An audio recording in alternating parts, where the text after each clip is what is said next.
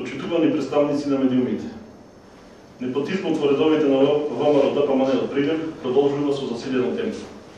Именно и последниот невработен член од семејството на поранешниот градоначалник од редовите на ДПМН Илија Димовски Шаторов, неговата снага Кети Димовска, од неодамна е згрижена и вработена во јавното предпријатие Водовод и канализација. Во оваа прилика ќе ги потсетиме нашите сограѓани дека едниот син на Шаторов, Дејан Димовски, е директор на Средното медицинско училиште Ѓурче Петров. Другиот син, Славчо Димовски, работи во јавното комунално предпријатие Комунавец, додека неговата сопруга е вработена во еден од мобилните оператори. Во исто време, пензионерот Илија Димовски Шаторов, советник на градоначалникот Маријан Истевски, е член на управниот одбор на јавното предпријатие Студенчица.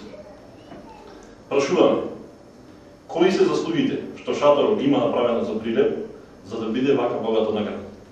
Дали, можеби како член на управниот одбор на јавното предпријатие Студенчица, дозволи прилепчани да останат 5 месеци без вода?